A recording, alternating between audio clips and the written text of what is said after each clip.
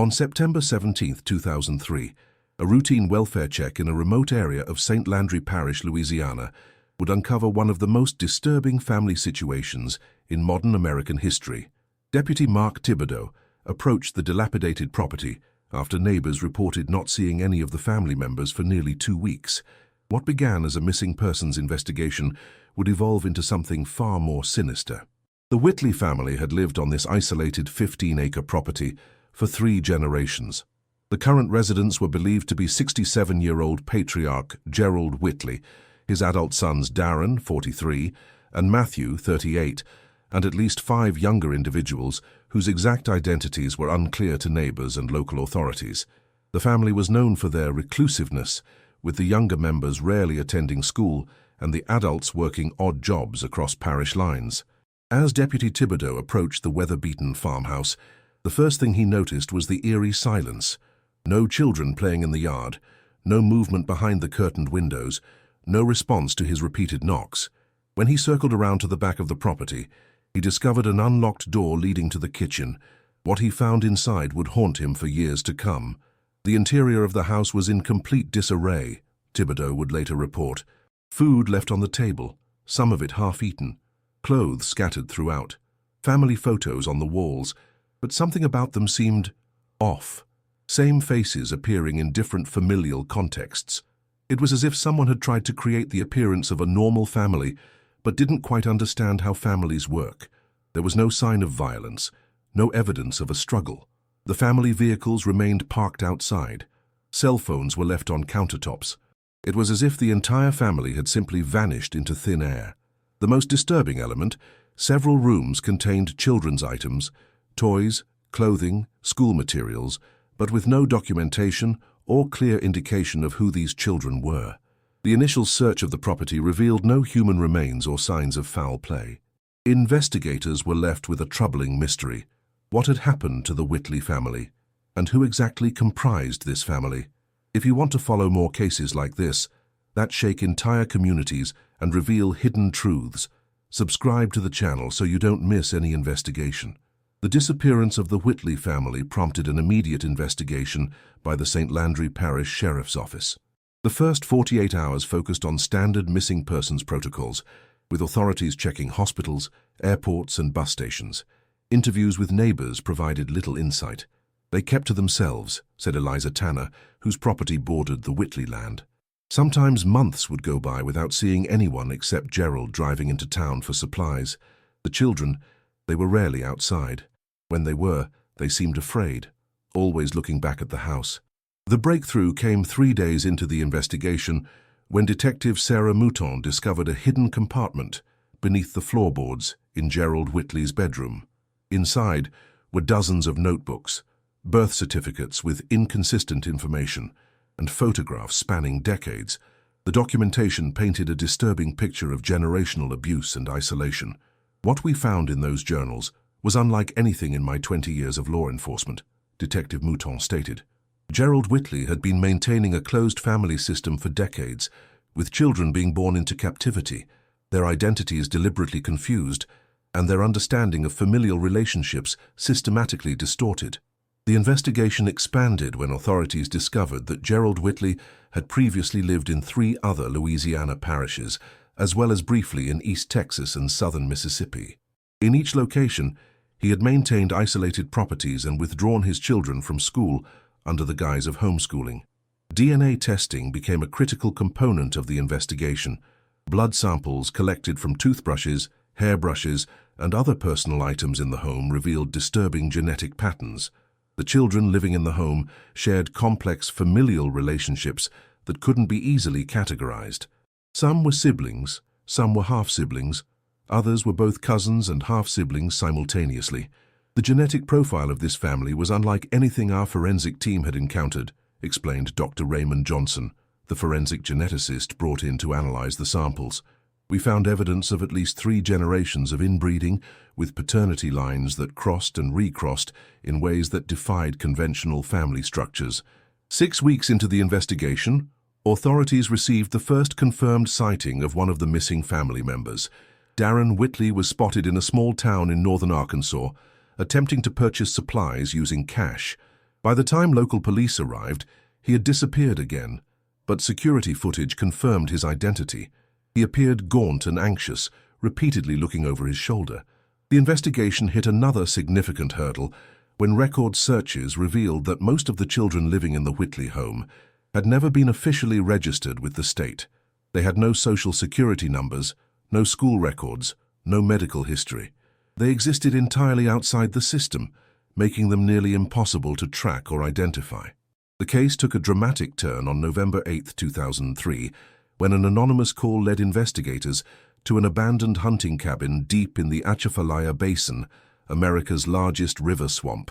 There, authorities found 3 of the younger Whitley children, 2 boys approximately 8 and 10 years old, and a girl around 12. All 3 were malnourished and exhibited signs of long-term abuse and neglect. Initial interviews with the children revealed the horrifying reality of their existence. None could accurately identify their parents. They referred to all adult males in the family as father and all adult females as mother. They had been taught that this was normal family structure and that the outside world was dangerous and immoral. They had been raised with a completely distorted understanding of family relationships, child psychologist Dr. Eleanor Matthews explained. Their concept of father, mother, brother, sister, these were all fluid designations that changed depending on Gerald's whims. It was a deliberate strategy to normalize the incestuous relationships and prevent the children from understanding the abnormality of their situation. The children led investigators to additional properties connected to the Whitley family, including an abandoned church in Vermilion Parish that had been converted into living quarters. Documents found there included detailed family trees that appeared to be Gerald Whitley's attempt to track the genetic relationships within his growing family cult. In January 2004, a major breakthrough occurred when Matthew Whitley was apprehended while attempting to cross into Canada near the Vermont border. His subsequent interrogation lasted for 47 hours, during which he provided crucial information about the family's movements and structure. Matthew Whitley exhibited what our psychologists identified as complex trauma bonding, explained FBI Special Agent Derek Morgan, who had joined the investigation. He simultaneously feared his father and demonstrated absolute loyalty to him. He believed that what they were doing was creating a pure family line, uncontaminated by outsiders. Perhaps the most disturbing revelation came from DNA analysis of family members and remains found at previous Whitley residences. Gerald Whitley was not only father and grandfather to many of the children, but in at least 2 cases, he was both father and grandfather to the same individual, a genetic relationship only possible through multiple generations of incest. Leave in the comments, never give up on the truth if you believe that every victim deserves justice and that even the most disturbing cases must be brought to light. On April 3, 2004, after a 6-month multi-state investigation, authorities located Gerald Whitley in a makeshift compound in the bayous of Terrebonne Parish. The 67-year-old patriarch had established yet another isolated homestead and had with him 2 teenage girls who were later confirmed to be his daughters, granddaughters, and, most disturbingly, the mothers of his youngest children. The arrest operation was complicated by Whitley's resistance. After a tense 5-hour standoff, tactical units were able to extract the teenagers safely, but Gerald Whitley took his own life before he could be taken into custody. In a final act of defiance, he burned numerous documents that investigators believe contained the full details of his decades-long campaign of abuse and manipulation. The subsequent legal proceedings focused on Darren and Matthew Whitley, both of whom were eventually charged with multiple counts of child endangerment, incest, and conspiracy. The trials revealed the full horror of life within the Whitley family. What made this case particularly disturbing was the deliberate, methodical way in which Gerald Whitley constructed this environment, Prosecutor Janine Lamont stated during the opening arguments. This wasn't just abuse, it was the creation of an alternate reality where normal familial boundaries were systematically erased over generations. The Whitley case prompted significant changes in Louisiana's approach to monitoring homeschooled children and isolated families. The Whitley Act, passed in 2006, established new requirements for face-to-face check-ins with homeschooled children and created a special task force focused on identifying isolated family compounds. In total, 17 children and young adults were rescued from the Whitley family system. Their recovery and reintegration into society has been a long, ongoing process. Many continue to struggle with understanding normal family relationships and coping with the psychological trauma of their upbringing. The tragedy of the Whitley case isn't just what happened to these children, reflected Dr. Matthews 5 years after the initial discovery. It's that this could happen at all in modern America, that a family could exist so completely outside our social systems that these children were effectively invisible. Today, the former Whitley property in St. Landry Parish remains abandoned, a silent testament to the darkness that once resided there. Local residents report that no one is willing to purchase the land despite its prime location and fertile soil. It stands as a grim reminder that sometimes the most monstrous evils can hide behind the facade of family. The case of the Whitley family serves as a disturbing reminder of how isolation can enable abuse and how our systems can fail to protect the most vulnerable.